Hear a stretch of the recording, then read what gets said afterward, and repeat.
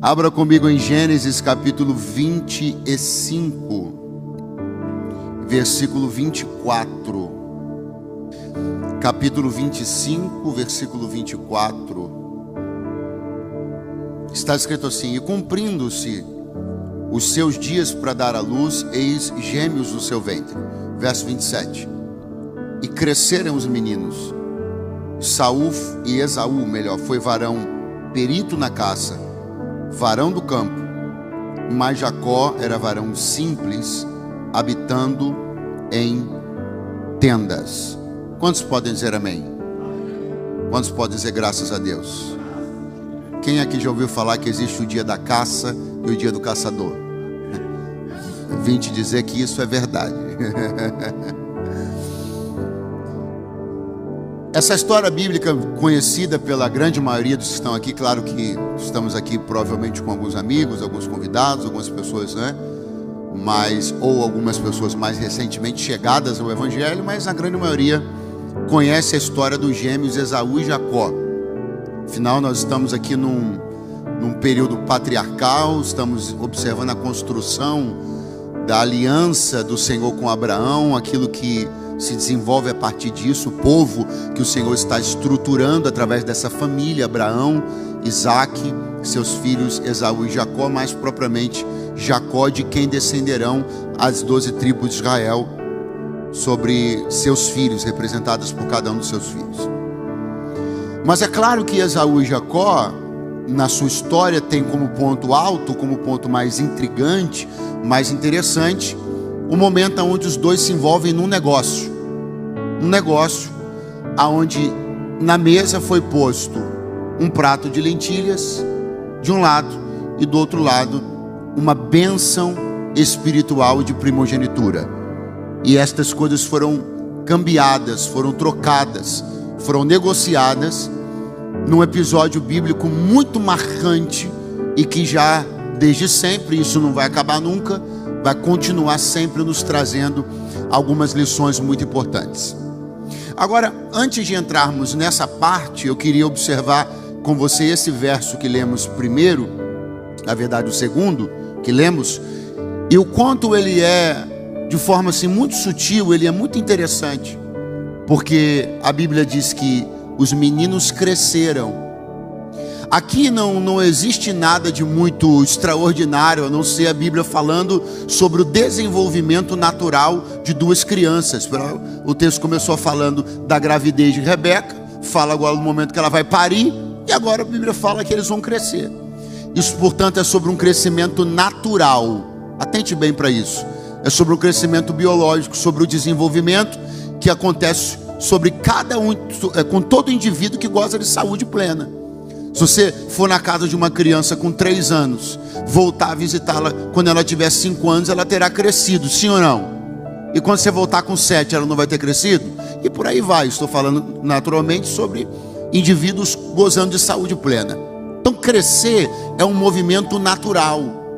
Crescer é um movimento que, na verdade, a criança nem precisa ser intencional.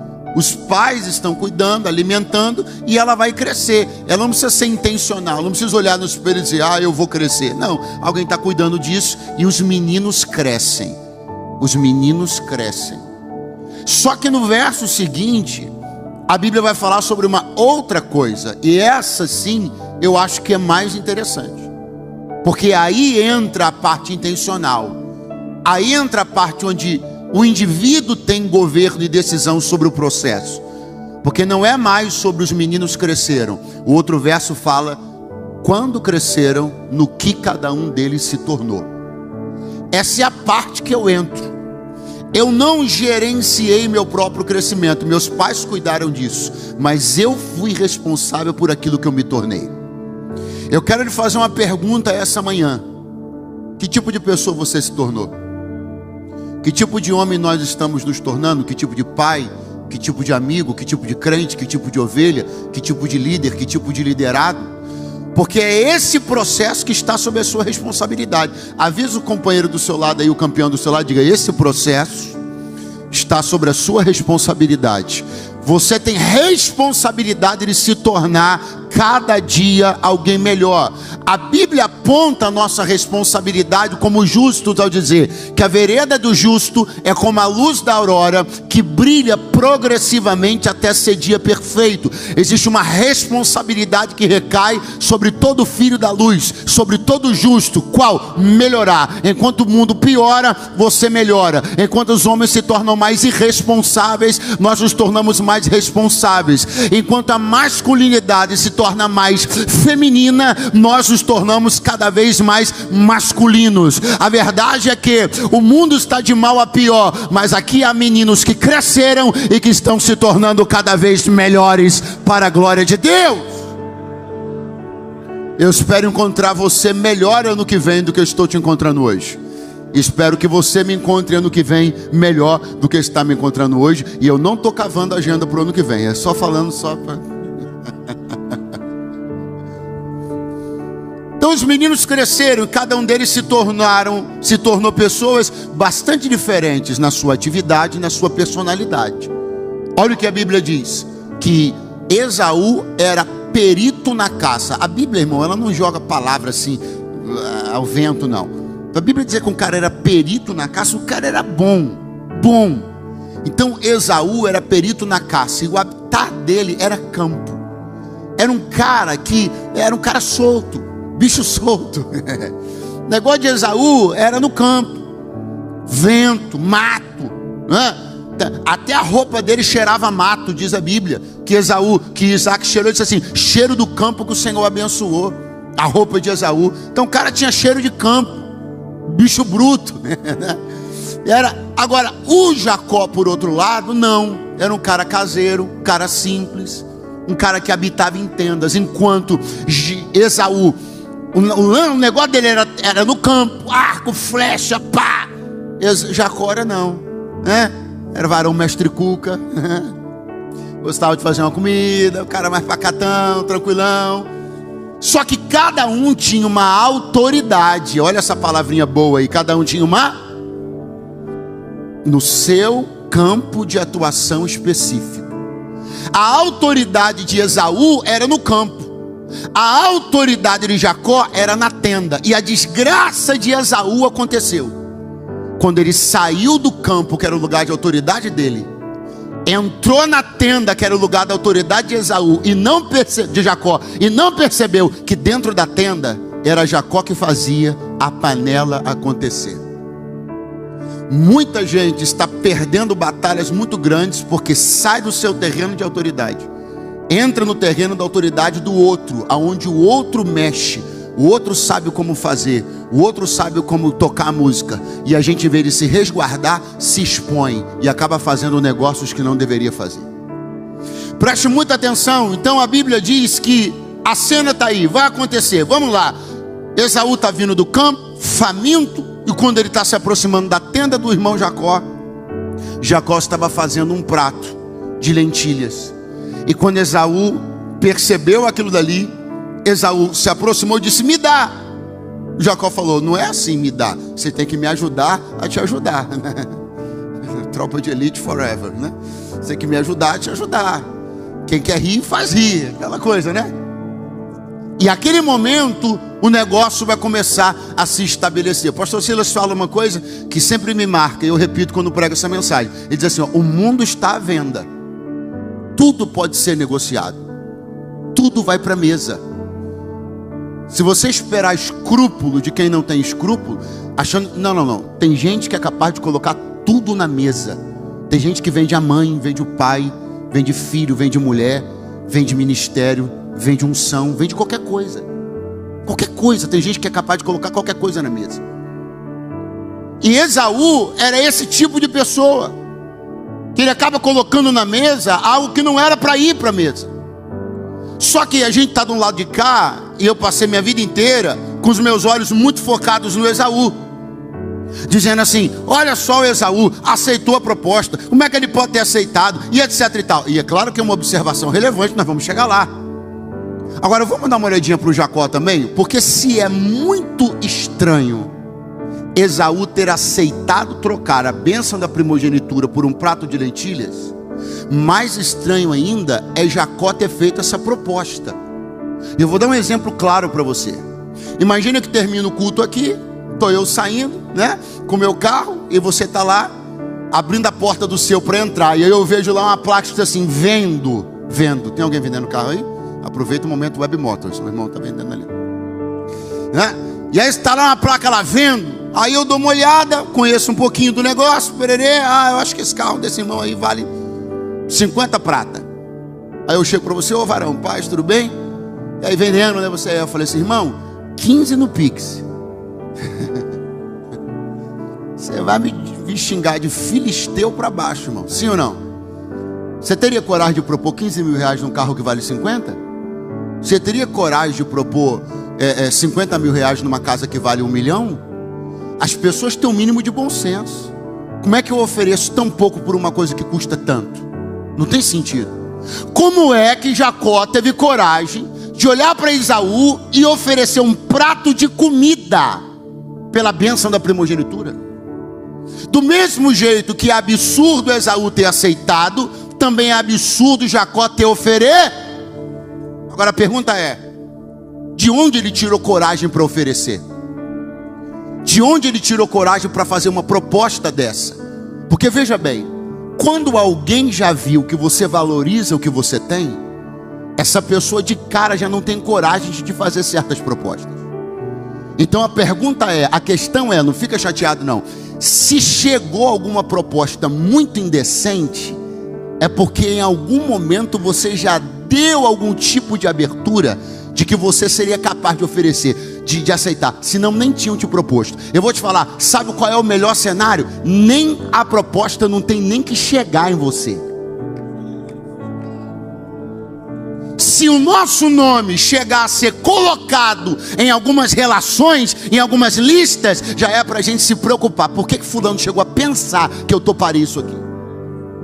A conversa é o seguinte, meu irmão, se vai ter uma situação lá no trabalho, os caras estão armando uma paradinha aqui, outra ali, é para nem te chamar. Você tem que ter a alegria de não precisar dizer não. Por quê? Porque a proposta nem chega a ser feita. Quando o nosso testemunho ele é construído com idoneidade, esses caras não têm nem coragem. Você deveria estar alegre por não ter sido cotado para participar de algumas coisas, nem te colocaram no grupo, nem te mandaram a mensagem, porque o seu testemunho já está dando para ver que você não entra nesse tipo de negócio, não faz esse tipo de jogada, não aceita esse tipo de situação. Construa um testemunho que jogue isso para frente de você, para fora de você. A Bíblia diz que o povo de Israel estava decidido a voltar para o Egito. Quem era o líder do povo? Diga comigo, Moisés. Muito fraco, quem era o líder do povo? Aí o povo chega e fala assim: constituamos um líder e voltemos para o Egito. Mas quem era o líder do povo? Então eles estão dizendo assim, vamos levantar outro. Por quê? Porque esse aqui não vai querer. Se a gente chegar para o Moisés falando de Egito, ele vai tacar a mão na nossa cabeça e vai expulsar o cão. Então a gente vai ter que arrumar uma outra pessoa para liderar esse retorno para o Egito, porque o Moisésão não vai pegar essa ideia. Que arrumem outro, porque que saibam que nós não fazemos certo tipo de coisa. Alguém está por aí? Diga amém, por favor. Diga graças a Deus. Então é claro que Esaú construiu um tipo de relação com aquela bênção, com aquilo que ele possuía, que deu a Jacó sinais de que ele estaria aberto a aceitar aquela proposta. Ninguém propõe nada tão descabido se não tiver tido algum sinal de que na verdade fulano não valoriza tanto que tem. Sabe, existem algumas coisas que acontecem que você deveria se perguntar por que aconteceram. Mas peraí, pegaram o lixo e jogaram na sua porta? Em que momento acharam que você era tão porco assim? Não, glória a Deus, sumiu, aleluia, desapareceu. Vou tentar de novo. É porque pegaram lixo e jogaram na sua porta. Mas que sinal você anda dando que você é tão porco assim? Então se eu ando esculhambado, então não posso questionar se alguém está me esculhambando. Como é que a gente está tratando a nossa família? Como é que é o trato com os filhos? Como é que é o trato com a esposa? Porque eu tenho certeza que se você testemunha um tipo de tratamento com a sua família, não vão ter coragem de fazer, nem de falar, nem nada, nem perto de diferente disso. Então quando Jacó e Esaú estão na mesa do negócio, Jacó vai olhar e vai dizer: a gente faz, tranquilo, é o seguinte, eu quero a bênção da primogenitura e te ofereço em troca o prato de lentilhas que você quer. E a gente conversa aqui, bate o martelo, fecha o negócio e está tudo acordado. Mas naquele momento havia uma coisa muito estranha acontecendo, porque enquanto Jacó está propondo dar o prato de lentilha e Esaú está aceitando, quando eles firmam o negócio, diz a Bíblia que Jacó pega o prato de lentilha, dá para Jacó, dá para Esaú, melhor dizendo, pega pão e dá para ele também. Agora muita atenção, porque o pão não estava no negócio. Não. O negócio era a bênção da primogenitura pelo prato de... Muito fraco. A bênção da primogenitura pelo prato de... Só que não só Jacó deu o prato de lentilhas, como ele deu também. Essa é a hora que Esaú olha e diz assim: cara, me dei muito bem, levei mais do que estava na mesa para negociar. Só que a depender, meu irmão, daquilo que você coloca na mesa, a depender daquilo que você está entregando, não tem pão que seja bônus. Isso é só migalha de alguém que está do outro lado percebendo quanto você está perdendo com aquilo que você está entregando. As lentilhas não podem ser consideradas um problema, elas não são um problema. Eu não vim aqui amaldiçoar lentilhas. Lentilhas não são um problema. Há na Bíblia quem tenha defendido um campo de lentilhas, como Samar, por exemplo, até sua mão se ficar pegada numa espada, ferida numa espada, para defender um campo de lentilha. Eu não estou aqui falando contra lentilha. Agora, nesse contexto, preste muita atenção numa questão muito interessante. Lentilha é amaldiçoada na Bíblia, sim ou não? Não. Lentilha é um problema na Bíblia, sim ou não?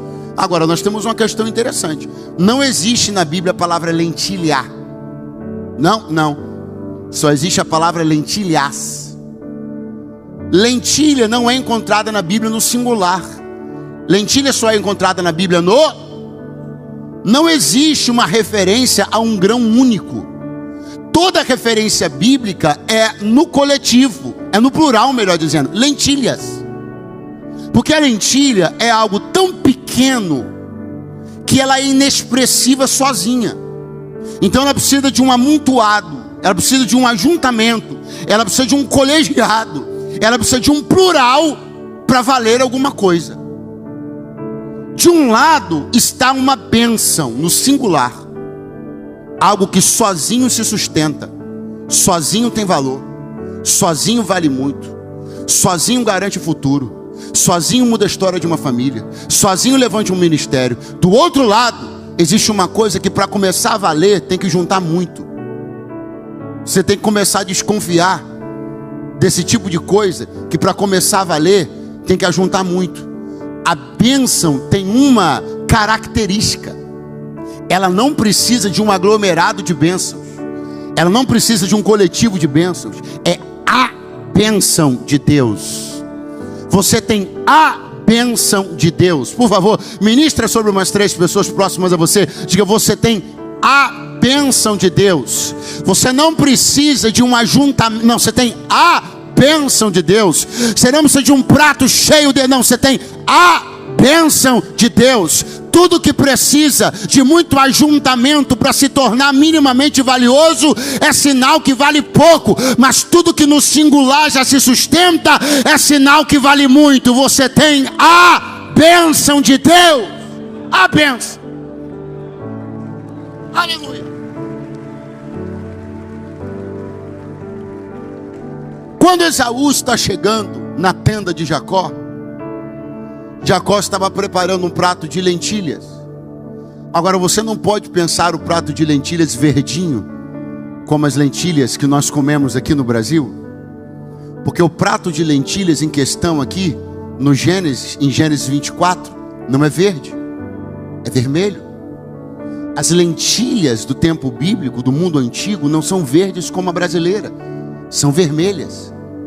O prato de lentilhas que está aqui em Gênesis 24 não é verdinho, como o que eu comi ontem inclusive, aleluia, glória a Deus. Não, é vermelho. Qual é a cor do prato? Qual é a cor do prato? Há uma aproximação, há uma sedução, há um carisma envolvendo o prato em relação a Esaú. Porque todo prato, para ser cativante, ele tem que ter elementos que cativem, elementos que seduzam, elementos que atraiam. Nunca um prato será preparado para nós, para que troquemos algo valioso, e esse prato é fedorento, é esquisito. Não. É sempre algo que comunica comigo, algo que me faz até espiritualizar e pensar: uau, será que não é de Deus? Aleluia. Será que o Senhor não mandou isso aqui? Mas por que o Senhor está falando isso, pastor? Porque se o prato é vermelho, a identificação que Esaú tem com o prato é imediata. Pergunte por quê? Porque ele era vermelho também. Que isso, pastor? Como assim, ele era um mutante? Não. A Bíblia diz que Esaú era coberto de pelos ruivos. Só que o ruivo de Esaú era tão intenso que o nome dele, o nome do povo que deriva dele é Edom. Edom na Bíblia é terra, vermelho. Ou seja, a Bíblia chamava literalmente Esaú de avermelhado. O aspecto de Esaú era avermelhado, de tão intenso que era o ruivo e de tão peludo que ele era. Quando ele bota o olho no prato, qual é a cor do prato? E a cor dele? E a do prato? Ah, então é de Deus isso aí. Pratos sedutores são sempre a sua cara, companheiro.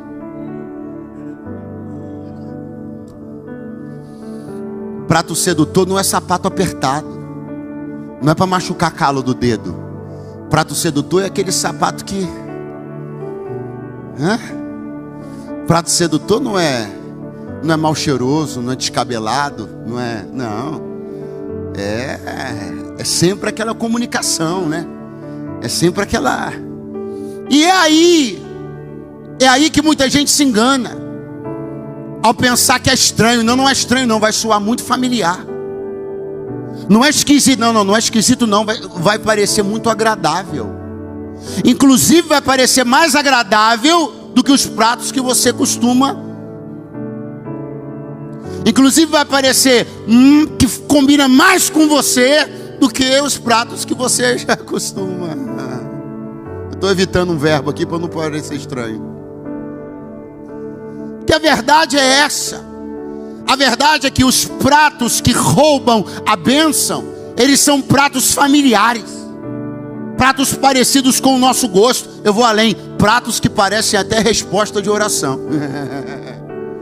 E tem gente que nunca foi espiritual na vida, mas numa hora dessa ele fica muito espiritual. Ele diz: olha Deus,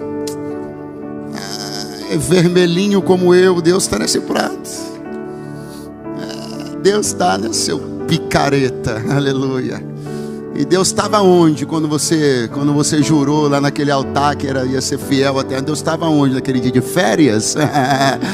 Ele me trouxe para dizer: eu tenho uma palavra só, uma postura só, uma posição só, um nome só, uma glória só, uma aliança só. Eu sou o Senhor e não mudo. Deus não é Deus de confusão. A confusão vem do maligno, a confusão vem do inferno. Eu sou o Senhor e não mudo. Eu sou o Senhor e não mudo. Eu sou o Senhor e eu não mudo. Não se deixe seduzir, não se deixe atrair. Vai parecer a tua cara, o cheiro é agradável, o aspecto é gracioso, o andar é elegante, mas Deus me trouxe para dizer: guarda a tua vida, escapa pela tua vida, guarda a tua bênção, guarda teu testemunho, guarda.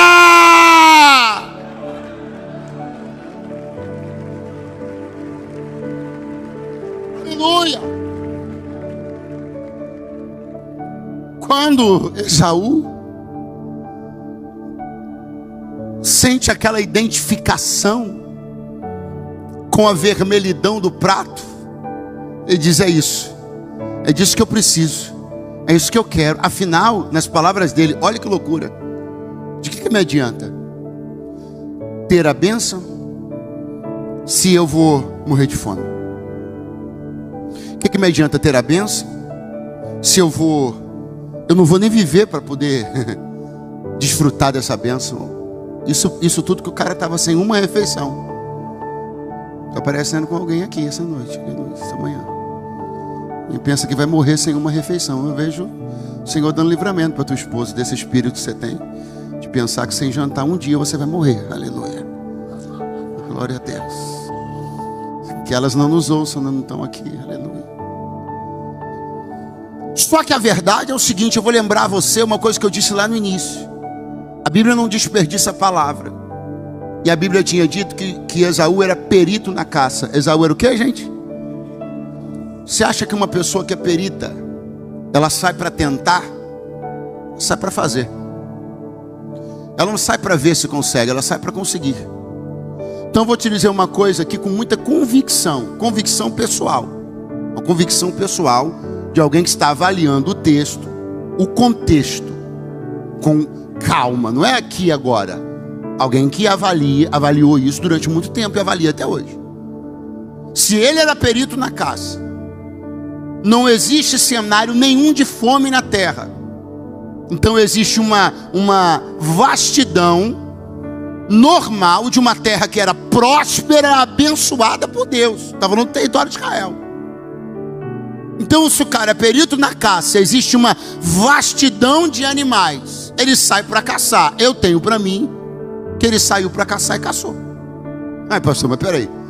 Então como é que ele está aqui falando que vai morrer de fome? Ele está com fome. Mas o senhor acha que ele está com a caça? Sim. Mas e a fome? A questão é a seguinte: o que ele tem está cru. O que Jacó tem está pronto. A grande questão de Esaú não é não ter, ele só não sabe esperar. Aonde o prato de Jacó ganha em relação à caça de Esaú? Pergunte aonde? Estava pronto. O que é melhor? O que é mais gostoso? Uma sopa de lentilha ou um guisado de carneiro? O que nutre mais? Uma sopa de lentilha ou um guisado de carneiro? Um churrasco de carneiro? Terra. Então, existe alguma dúvida de que aquilo que Esaú tem é melhor do que aquilo que Jacó tem? Nenhuma dúvida. Mas por que ele prefere o que o irmão tem? Porque o do irmão está pronto, o dele está cru. O problema não é que ele não tem, ele só não tem paciência para deixar o fogo fazer seu trabalho. Muita gente abre mão de coisa muito boa, abre mão de guisado, abre mão de churrasco bom por sopa rala, só porque a sopa rala está pronta, que não tem a mínima paciência de esperar as coisas e o seu tempo agirem de acordo com aquilo que é necessário. Muita gente destruindo relacionamento por pressa, carreira por pressa, ministério por pressa. Prefere uma sopa rala de uma consagração ministerial nas coxas, mal feita, comprada, com bajulação de líder, do que esperar um tempo de Deus maturar o ministério dele numa igreja séria. Muita gente prefere a sopa rala de uma igreja aberta, porque nesse Brasil é mais fácil abrir igreja do que botequim. Então é mais fácil um ministério forjado, abrindo uma porta, um CNPJ na hora, arrumando meia dúzia de gente, do que esperar Deus confiar um rebanho dentro de uma igreja séria. Não troque o guisado assado pela sopa rala. Espera o tempo de Deus na tua vida, meu irmão. Oh, glória!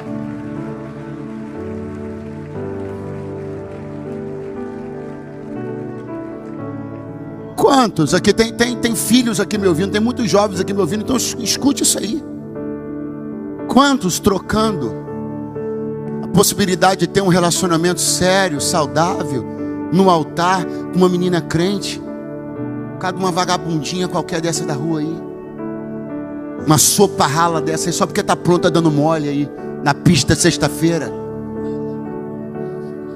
Chame aquele menino seu e mostre para ele a diferença entre algo preparado por Deus e as sopas ralas desse mundo. Mostre para ele, ensine para ele o que é gente leviana. Explique para ele o que é espírito de sensualidade. Senta ele e explica para ele o tipo de intenção por trás dessas meninas que estão na rua, na grande maioria delas, que não estão se vestindo para conviver socialmente, não estão se vestindo para ir para batedouro. Só que a gente não fala, os caras não estão falando. Pelo contrário, muitos deles não vão embora agora não. Acha até bonitinho. Porque a gente está vivendo um negócio. Eu vou descer aqui um pouquinho mais.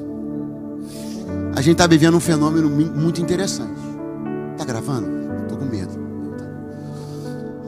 Os homens estão com tanto medo dos filhos encaminharem para a homossexualidade, que eles estão até aceitando os moleques ficar tarados. Eu estou falando alguma mentira aqui? Os caras estão com tanto medo do filho ir para a homossexualidade, que estão sendo hétero, filho, passa o cerol. Mas que conversa é essa? Tem pai quase dando parabéns pro filho quando descobre que ele se relacionou sexualmente. Foi com a menina, irmão? Meu filho, Deus te abençoe. Ó, irmão, peraí. Vamos devagar? Porque senão, com medo de abrir uma porta, você vai escancarar outra. Você não pode permitir que esse medo que está permeando hoje as famílias de bem. Eu entendo, eu não tenho filho não, mas eu compreendo isso perfeitamente, irmão. O negócio está feio. É uma crise de masculinidade terrível na sociedade. Então o pai, ele parece que já fica naquele, né, observando. Se não está observando, deveria. Já isso aí é outra conversa. Pais que não observam isso. Todo mundo já está vendo um comportamento estranho, inadequado, e o cara não vê. Se vê, também não fala.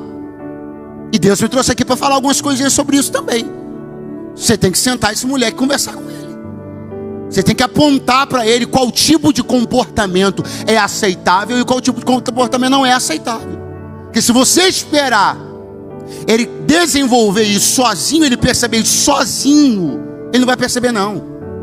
Porque quando ele sai na rua, quando ele chega no colégio, ele está cercado de outros exemplos de trejeitos femininos, de comportamentos totalmente feminilizados, de nenhum tipo de comportamento viril, virilidade.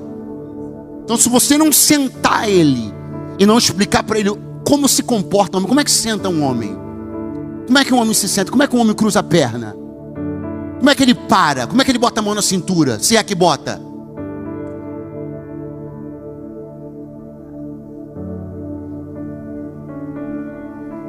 Eu preciso dizer uma coisa para alguns homens que estão aqui, irmão. Já está na boca de um montão de gente, campeão.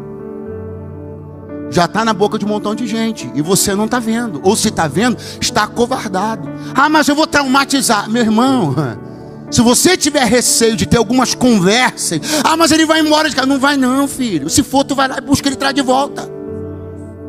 Agora, você não pode se omitir de ter algumas conversas sérias. Há um espírito maligno dominando essa sociedade e forçando a porta da igreja para entrar. E nós não podemos ser condescendentes com isso. Ah, mas não é assim porque ele fica muito com a irmã, é porque ele fica muito com as primas, então tem que ficar mais com você. Então fica mais com ele, leva ele com você para o trabalho. Eu não sei, irmão. Agora, você precisa olhar isso com seriedade. Isso aqui é coisa muito séria. Guardião da sua família é você. Não adianta ficar olhando para o poder público. Ah, mas guardião da sua casa é você. Não espera nada de bom. Faça você. Eu não tenho que ficar aqui olhando para a televisão esperando que o telejornal me dê uma notícia. Ah, agora o governo achou uma nova portaria para uma educação assim nas escolas. Não espera que isso vai acontecer, que não vai acontecer não. Agora a Prefeitura do Rio de Janeiro está com um programa de masculinização para os meninos das escolas. Você acha que vai ter isso? Agora vai ter educação sexual ensinando as meninas a se preservarem para o casamento. Você acha que isso vai ter na sua escola, na escola do seu filho? Você pode pagar quanto você quiser. Na melhor escola do Rio de Janeiro não vai ter isso não. Quem tem que dizer isso para ela é você. Quem tem que ensinar ela a se resguardar para o casamento é você. Não é a pedagoga da escola que vai ensinar isso para ela, muito menos aquela amiguinha dela, que você sabe que não vai ensinar para ela isso aí não. Alguém pode dizer amém? Aleluia. Então, Jacó está diante de Esaú, eu já começo a encerrar. Me deram a sugestão de emendar para o culto da tarde. Alguém? Obrigado pelo entusiasmo daquele irmão ali. Então, Jacó está diante de Esaú, desvalorizando aquilo que ele tem, só porque não está pronto. Só porque não está? O que é melhor, a caça de Esaú ou a sopa de Jacó? Mas a caça de Esaú está pronta? A sopa de Jacó está pronta? Então é uma questão de tempo. É só o tempo que está separando você desse momento da sua vida para a melhor refeição da sua vida. Olhe para alguém do seu lado e diga: respeite o tempo. Aleluia. Deixa as coisas maturarem. Deixa as coisas amadurecerem. Deixa o fogo fazer seu trabalho. Deixa assar, deixa maturar, deixa o tempo. Você não caçou? Você não se esforçou? Honre seu próprio sacrifício. Honre seu próprio esforço. Não adiantou nada você correr atrás, entesar arco, tacar lança, pegar o bicho, botar no ombro, caminhar para agora, só porque não pode esperar o fogo, acabar comendo um prato de lentilha. Você esperou tanto para dar esse mole agora? Alguém está aí? Glória a Deus. Então escute. Quando Esaú estava no campo, e agora eu volto lá no início para terminar. Lá no início. Eu soltei uma semente no início. Terreno de autoridade. Enquanto Esaú está no campo, ele está no seu terreno de... Ele entesa arco, joga lança, os bichos correm. E Esaú lá, bruto, terreno de autoridade, dominando as armas todas. Todas as armas. Machado, espada e não sei o que, a cara armada até usando no seu terreno de autoridade. E o Jacó está quietinho lá dentro de casa, só na panelinha. E o Esaú era o bicho bruto. E Jacó, a Bíblia diz que era varão simples. E tem uns bichos brutos perdendo para uns varão simples. Porque não consegue entender que quando você sai do seu terreno de autoridade e entra no do outro, você tem que falar menos e ouvir mais. Não entrar em assunto que você não conhece. Fica mais quietinho. Entra e sai vivo que você já está no lucro. Não precisa ganhar nada não. É só você não perder a bênção que você já está no lucro. Só que Esaú saiu do seu campo e entrou na tenda de Jacó e quis jogar. Você não joga na tenda de Jacó. Na tenda de Jacó você só sobrevive. Você não bota nada na mesa, porque ali dentro Jacó mexe o caldo, campeão. Ele sabe como fazer o negócio. Ele é simples, mas ele não é ignorante. Ele é simples, mas não é tolo. Ele é simples, mas não é simplista. Ele sabia mexer. Quando Esaú sai do campo e entra na tenda, começa um processo que eu queria que você redobrasse a sua atenção para a gente encerrar junto já já. Que eu sei que tem 2 etapas ainda hoje, eu não quero ser prolongado. Quando Esaú sai do campo e entra na tenda, ele está num processo, mas não percebeu, mas está. Porque qual é o tipo de visão, de horizonte que você tem quando você está num campo? Aberta, diga aí, aberta. Diga ampla. Qual o tipo de visão de horizonte que você tem quando você está dentro de uma tenda? Reduzidíssima, mínima. Você entende por que Esaú falou assim: não adianta eu ter bênção se eu vou morrer? Cara, esse cara tinha quantos anos de idade? 30 e pouco, 40 e pouco? Mas ele está falando que vai morrer. Por quê? Porque ele acabou de perder a visão do horizonte da sua própria vida. Quando ele saiu do campo e entrou na tenda, ele diminuiu o espaço. Então tudo que ele vai decidir agora ali é baseado naquele momento. Foi por isso que quando Satanás, tentando Jesus, chegou para ele e disse assim: você não está com fome? Manda que essas pedras se transformem em pães. Jesus falou: nem só de pão viverá o homem, de toda palavra que sai da boca de Deus. Quando o texto da tentação do deserto terminou, sabe o que a Bíblia diz? Então vieram os anjos de Deus e o serviram. O que você acha que tinha na bandeja que os anjos vieram trazer para Jesus? Mistério? Manto? Comida, irmão. Pão. 40 dias sem comer. Porque o que o diabo queria era que Jesus decidisse em cima da sua fome de momento.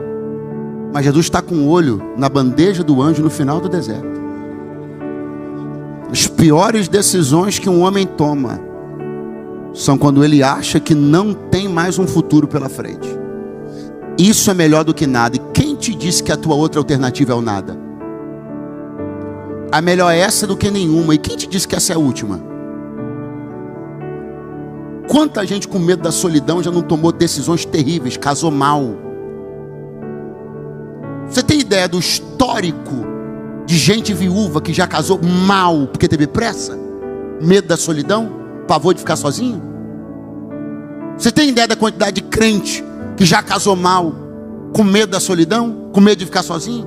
Quando você decide uma coisa em cima de uma circunstância momentânea, quando você encurta a sua perspectiva de futuro, eu tenho que fazer agora, porque eu não vou ter tempo, aí eu estou ficando velho, que não sei o que, vai fazer besteira, vai fazer besteira. Minha última chance, quem disse que é a última? Minha última oportunidade, quem disse que é a última? Porque eu estou ficando velho, mas não está morto? Aleluia. Então não decida a sua vida por um momento. A tenda é muito pequena. Lá do lado de fora tem um campo enorme, tem muita coisa te esperando. Aleluia. Não é à toa que quando o Senhor desejou relembrar sua promessa para Abraão, eu estou falando do vovô do Esaú. O Senhor falou para ele: Abraão, sai da tenda. Esaú deveria ter se lembrado que dentro da tenda não é lugar de pensar no futuro. Por isso que o Senhor disse para o vovô dele: sai daí. Aí dentro você decide mal. Aí dentro você não crê em promessa. Aí dentro você não observa a amplitude do que eu tenho na tua vida. Aí dentro tua visão de futuro é escassa. Aí dentro você pensa que vai morrer amanhã. Aí dentro você pensa que o mercado de trabalho não te recebe mais. Aí dentro você pensa que não tem tempo de ser pai mais. Aí dentro você pensa que não tem tempo de ser avô mais. Aí dentro você pensa que o teu ministério não consegue mais decolar. Então não decide aí dentro. Sai da tua tenda. Olha para a imensidão do céu. Porque o Deus de promessas não mudou. Ele é o Deus de Abraão, de Isaac e Jacó. Mas também é de Eduardo, do Marcelo, do Paulo, do Caio, do Isaac. Ou quem pode dizer glória a Deus na manhã desse dia? Esaú só foi encurtando a sua visão. Ele tinha o campo todo. De repente ele passou pela porta da tenda. Não tem mais o campo todo, só tem a parede da tenda e o teto. Aí ele encurtou mais ainda, olhou para o prato. Ele tinha o campo, do campo reduziu para a tenda, da tenda reduziu para o prato. Agora vai piorar, porque ele vai olhar para o grão. E o Senhor dizendo para Abraão: sai da tua tenda.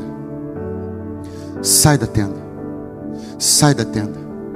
Esaú, enquanto você está olhando para um grão, teu avô estava olhando para as estrelas. Existem visões maiores sobre um futuro melhor do que aquilo que você possa imaginar. Se alguém pode levantar as mãos, aí vai uma palavra de Deus. Você não acabou para você ainda não. Pega essa mão, desce no ombro do teu irmão e diga para ele: não acabou para você ainda não. Ainda tem tempo de Deus fazer muita coisa boa na sua vida. Ainda tem tempo de Deus cumprir promessas que Ele fez na tua infância. Eu ainda estou à espera de promessas que Deus fez na minha infância. Eu ainda estou esperando Deus cumprir coisas que eu ouvi na sala da casa da minha mãe quando eu tinha 7, 8 anos de idade. Eu ainda creio que velhas profecias ainda estão em prazo de validade. Eu sou o Senhor e não mudo. Eu sou o Senhor e não mudo.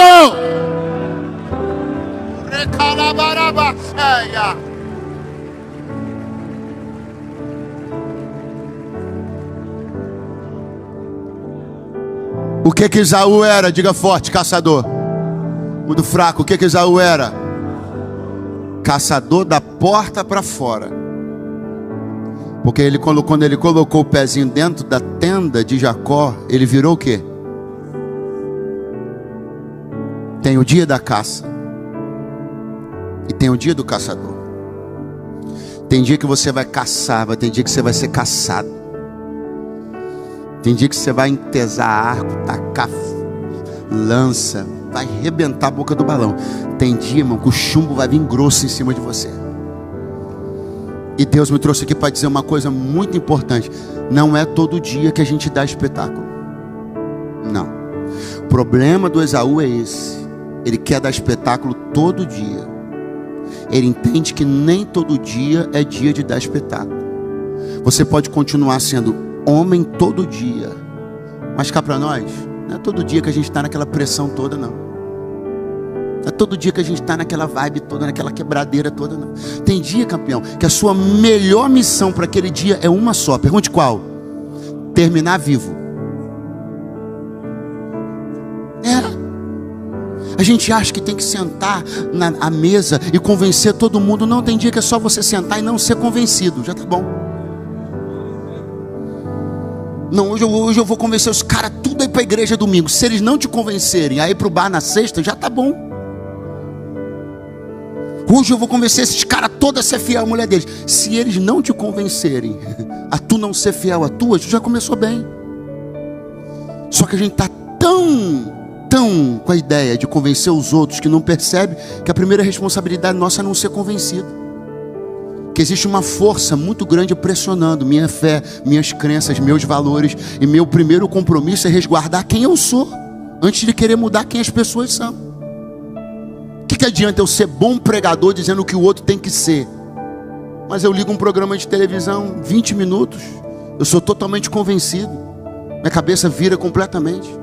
Porque eu sei ser caçador, mas não sei me comportar quando caça. Quando eu estou sendo caçado, Davi jogou uma pedra com uma funda e acertou na testa de Golias, porque ele sabia ser caçador. Mas quando ele estava no palácio de Saul, que Saul pegou a lança e jogou, ele só fez assim, ó. E a lança, pum, cravou na parede. Porque ele sabia jogar, mas também sabia. Tem gente que só funciona atacando, não sabe se defender. Só funciona no modo pá, só quer ir pra guerra, só quer falar, só quer. Mas tem hora que está tudo apontado contra você, irmão. Tem mesa que você vai entrar e ó, quietinho, 2 ouvidinhos, uma boquinha, isso não te diz nada. Quietinho, para com esse negócio de tudo. Tem uns caras que tudo eles querem dar opinião, fala do que não sabe. Futebol ele quer falar, física nuclear ele quer falar também. Pelo amor de Deus, não fala de... Quando for o terreno da tua atuação, você fala. Quando alguém estiver falando sobre o que você não domina, fica quietinho, porque é numa dessa que você perde a bênção. É falando do que não sabe que você perde a bênção. Não precisa falar de teologia profunda. Seja crente. Crê que Jesus Cristo salva, cura, batiza com o Espírito Santo e vai voltar. Se der para aprofundar mais, aprofunda. Mas quando você sentar a uma mesa, não precisa ficar de muita não. E o cara do lado de lá sabe muito, você sabe o que? Eu sei que Jesus é bom. Sei que Ele me salvou, estou aí com o meu testemunho para contar. Era um sem vergonha, um pilantra. Ele me chamou, me regenerou. Sou um testemunho vivo que o Evangelho é verdade. Eu vim profetizar que quando caçador, você vai arrebentar. Mas no dia que você for caça, você vai sobreviver.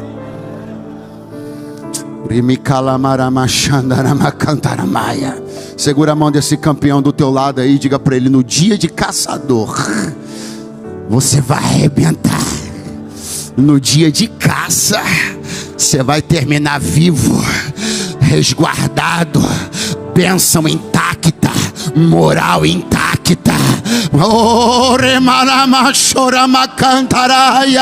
Vai ficando de pé do teu lugar essa manhã. Vai ficando de pé do teu lugar com um brado de júbilo na tua boca, com um grito de glória a Deus na tua boca. Sobreviva, sobreviva. Lá fora o jogo é bruto, sobreviva. As propostas vão vir, resista. Oh, glória a Deus. Não vai acabar. Não vai melhorar. Não vai não. Pastor Rafael falou aqui sobre a decisão que Deus tomou. Sementeira e cega, né? Linda essa história. Quando Deus foi decidir zerar a história da humanidade, restartar a terra no dilúvio, o Senhor foi dando instrução para Noé sobre os animais que ele deveria colocar na arca. Sim ou não? Aí o Senhor disse assim, ó, coloca casal de puro, coloca de impuro. Deus mandou colocar os animais impuros na arca. Deus mandou. Pastor, onde o senhor quer chegar? Não, já cheguei. Não era uma boa oportunidade para Deus descartar a impureza? Mas não, ele preservou a impureza. O senhor está falando isso, pastor? Tô. Quem preservou a impureza? Deus. Por quê? Porque a impureza tem que haver, senão a pureza não se manifesta. Você está achando que vai melhorar? Não vai melhorar não. As propostas vão ficar piores. As pessoas vão descer mais ainda.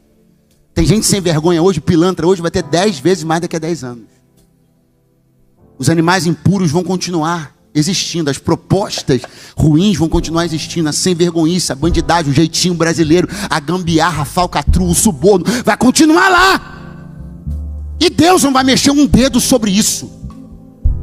Vou orar para Deus tirar todas as pessoas ilegais do meu caminho. Não vai tirar. Vai continuar gente querendo que você molhe a mão. Vai continuar gente público assediando você, teu negócio, tua empresa. Isso vai continuar. O que é impuro vai continuar porque você tem que ter opções para decidir. Se não houver o impuro, eu não posso decidir pela pureza. Logo o nome do Senhor não é glorificado na minha vida. Então vai continuar tendo proposta para eu dizer não. Vai continuar tendo assédio para eu dizer não. Vai continuar tendo proposta de prato de lentilha para eu dizer prefiro a bênção. Vai continuar, vai continuar, vai continuar. Vão continuar te caçando, te perseguindo, para você continuar escapando, sobrevivendo e dando bom testemunho de que Deus é Deus na tua vida. Então levanta a tua mão, eu profetizo graça sobre você, força sobre você, a autoridade para sobreviver, para esperar o tempo dos processos de Deus. Em nome de Jesus, você não vai ceder, você não vai cair. Homens que entraram aqui essa manhã, que estão sob forte pressão, que estão sob assédio, que estavam se envolvendo em situações, assim te diz o Senhor, tem escape, tem livramento na manhã desse dia para você, para o teu casamento, para os teus negócios.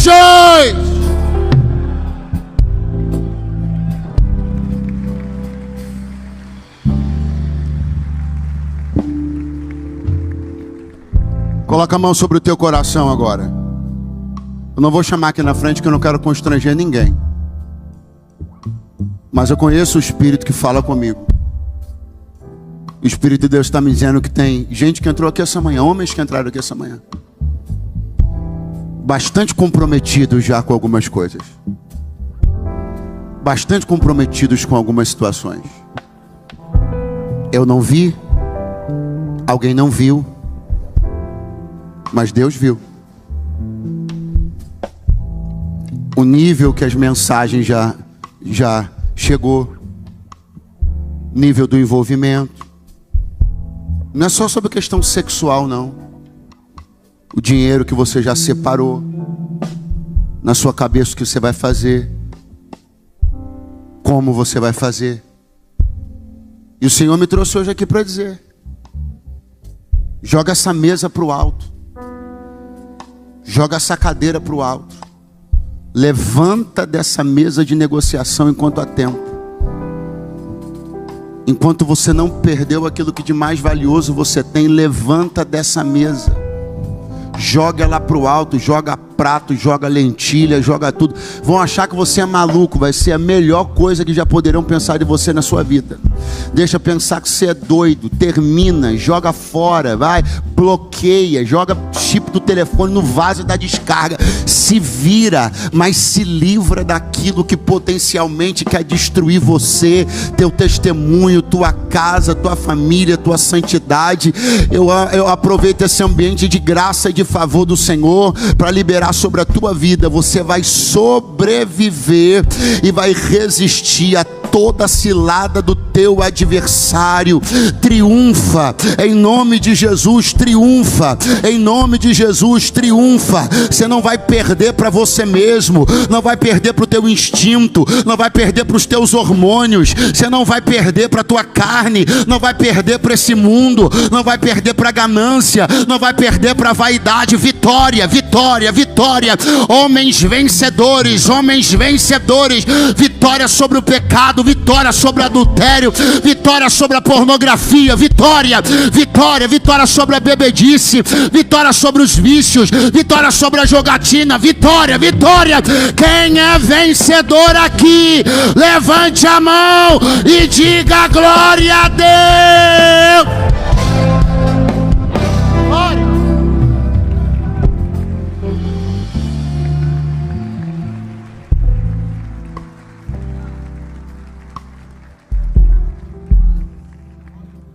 Quando você levantar se sentindo no dia de caçador, maravilha. Vai para cima, irmão. Ganha teu dinheiro, faz teus negócios. Vai. Mas quando você acordar sentindo aquela pressão no mundo espiritual, boquinha fechada, uma devocionalzinha caprichada antes de começar teu dia, redobra a vigilância, fala pouco, entra pouco no celular, de preferência nem entra. Não procura, se for procurado, não atende algumas ligações, vai escapando. Mas eu, com essa idade, mesmo, vai escapando. Ô pastor, mas eu sou um homem de Deus, então é contigo mesmo que eu estou falando. Escapa. Porque foi nessa arrogância de pensar que eu sou maduro, eu sou crente, que um montão de gente enfiou a cara na porta, se arrebentou. Ministérios maravilhosos, gente com 40, 50 anos de crente, se achando imbatível, invencível. Mas eu amo demais a minha mulher. O pastor Silas falou um negócio aqui que eu nunca mais esqueci. Ele falou assim: tem gente que diz que quem ama não trai, quem ama trai. Porque uma coisa é o desejo carnal, outra coisa é o amor. Muita gente que ama e trai, porque cai no laço da carne. Então não se superestima, meu irmão. Não bota capa de Superman, não. No dia que for caça, quietinho e sobrevive. Deus é contigo. Deus te abençoe. Amém.